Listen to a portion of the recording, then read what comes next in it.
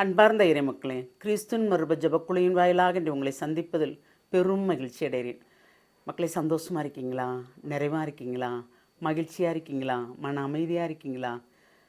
அவர்களை ஆழ்ந்து நடந்து கொண்டு இருக்கீங்களா? அவரோடு இணைந்து நடக்கிறீங்களா? அவர் செய்கின்ற ஒவ்வொன்றையும் சிந்தித்து செயல்படுகிறீர்களா?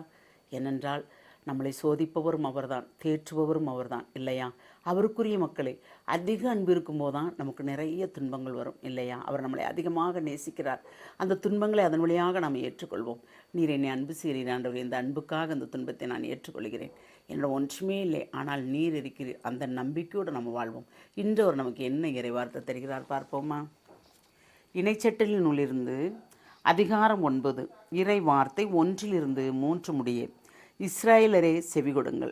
நீங்கள் இன்று யோர்தானை கடந்து உங்களை விட எண்ணிக்கையும் வலிமை மிகுந்த நாடுகளை, வானளாவிய மதில்கள் கொண்ட மாபெரும் நகர்களையும் கைப்பற்றுவீர்கள். அந்த மக்கள் எண்ணிக்கையில் உயரத்தில் மிகுந்த ஏனோக்கின் வழி மரபினர். அவர்களை பற்றி உங்களுக்கு தெரியும். ஏனோக்கின் புதல்வரை எதிர்த்து நிற்கக்கூடியவன் எவன் என்று நீங்கள் கேள்விப்பட்டிருப்பதும் அவர்களை பற்றியே. சுட்டெரிக்கும் நெருப்பை போன்று உங்களை வழிநடத்தி செல்பவர் உங்கள் கடவுளாகிய ஆண்டவரே என்பதை அறிந்து கொள்ளுங்கள். அவர் அவர்களை முறியடித்து உங்கள் முன் வீழ்ச்சியுற செய்வார். அதனால் ஆண்டவர் வாக்களித்தபடி நீங்கள் அவர்களை துரத்தி விரைவில் அழிப்பீர்கள். Praise the Lord. அதாவது, எவ்வளவு பெரிய வலிமை மிக்க நாடாக இருந்தாலும், எண்ணிக்கையில் அவங்க நிறைய இருந்தாலும், நம்மளை எதிர்க்கிறவங்க பணம் படைத்தவர்களாக இருந்தாலும், நிறைய ஜனம் படைத்தவர்களாக இருந்தாலும், நம்மளால் ஒன்றுமே முடியவில்லை என்றாலும், ஆனாலும் அவர்கள் வலிமை மிக்கதாக இருந்தாலும், ஆனாலும் ஆண்டவர் நம்மோடு கூட இருந்து அனைத்தையும் வெற்றிகரமாக செய்து தருவேன் என்று வாக்கு கொடுக்கிறார். ஆனால் நம்மளை என்ன சொல்கிறார்? நான் சொல்லுகின்ற வார்த்தையை உணர்த்துகின்றதற்கு செவி கொடுங்கள் அப்படின்னு கேட்குறாப்புல. அன்னைக்கு இஸ்ராயல் மக்களை யோர்தானை விட்டு கடந்து கூட்டி வரும்போதும் அவர் அதை தான் சொன்னார். இன்றைக்கும் அவர் அதை தான் சொல்கிறார். என் கட்டளைகளை கடைபிடிங்கள், எனக்கு செவி கொடுங்கள், நான் சொல்வதை கேளுங்கள். உங்களுக்கு குருக்கள் மூலமோ, இறைவாக்கினர் மூலமோ, ஊழியர்கள் மூலமோ உங்களுக்கு நான் கொடுக்கின்ற வார்த்தைகளை ஏற்றுக்கொள்ளுங்கள். ஏனென்றால் அதை ஏற்று ஆராய்ந்து பாருங்கள்.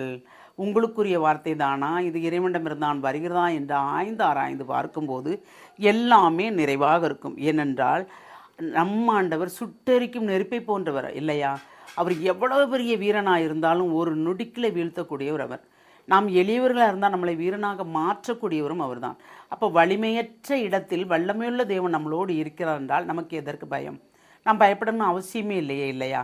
அதனால தான் ஆண்டவர் என்ன சொல்கிறாருன்னா, நான் பேசுகிறதுக்கு நீ செவி கொடு, நான் என்ன உனக்கு உணர்த்துறேன் கேளு, அதை நான் உணர்த்துதல் என்னென்னு அறிந்து கொள், அதன்படி நீ அப்படி நடக்கும்போது நீ நிறைவாக இருப்பாய்.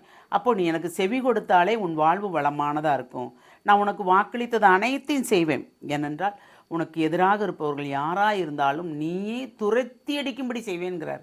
ஆனால் நாம் துரத்தி அடிக்க வேண்டாம். இப்போ உள்ள காலத்தில் இறைவனே துரத்தி அடிப்பார். ஏனென்றால் நம்மளை எதிர்த்து ஒரு வழியில் வருபவர்கள் 7 வழியில் ஓடும்படி இறைவனே செய்வார், இல்லையா? ஏனென்றால் அவருடைய கரம் பலமாக நம்மிடம் இருக்கிறது. நாம் அவரை மட்டும்தான் நம்புகிறோம். இவ்வுலக பணத்தையோ ஜனத்தையோ அல்ல. நமக்கு இவ்வுலகம் சொந்தம் அல்ல, விண்ணுலகம்தான் நமக்கு சொந்தம். அப்போ அங்கே ஒரு வீடு வேணும் நமக்கு, இல்லையா?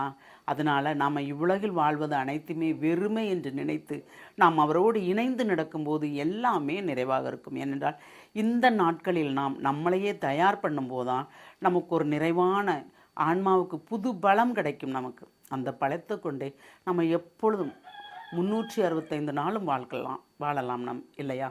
எதையும் சமாளிக்கக்கூடிய வல்லமை அவர் தருவார். அதுக்குத்தான் இப்போது நமக்கு பலத்துக்காக 40 நாள் கொடுத்துருக்கிறார். அந்த 40 நாளும் நாம் என்ன செய்கிறோம், இதில் நாம் கவனமாக இருந்தால் எல்லாமே நமக்கு நிறைவாக நடக்கும். இந்த சிந்தனையோடு அவரிடம் மன்றாடுவோமா? வாழும் வள்ளலே இறைவா, ஆமாண்டவரே, உம்முடைய வார்த்தைக்கு நாங்கள் செவி கொடுத்து நீர் சொல்வதை கேட்டு அதன்படி நடக்கும்போது எங்களுக்கு எல்லாமே நிறைவு என்று நாங்கள் கண்டுகொள்கிறோம் ஆண்டவரே. அதன்படியே வாழவும் எங்களை வழிநடத்தும் ஆண்டவரே. எது நடந்தாலும் நன்றி என்று சொல்லுகின்ற அந்த நாவை மட்டும் கொடுமாண்டவரே, அது போதும் ஆண்டவரே. இவ்வுலகில் எல்லாம் வெறுமை என்று நாங்கள் உணரும்படியும் விண்ணுலக பேற்றினை நாங்கள் அடையும்படியும் அதற்குண்டான என்னென்ன காரியங்கள் நாங்கள் செய்ய வேண்டும், எங்கள் ஆன்மா எப்படி தூய்மையாக வேண்டும் என்பதை நீர் எங்களுக்கு தெளிவுபடுத்தி அதன்படி நடக்கும்படி எங்களுக்கு நீர் தரப்போகிற வரத்திற்காக கோடான கோடி நன்றி கூறி எங்களை முழுமையாக உம்முடைய இரக்கத்துக்குள் ஒப்புக் கொடுக்கிறோம். ஜெபம் கேட்கும் நல்ல பிதாவே. ஆமேன், ஆமேன், ஆமேன்.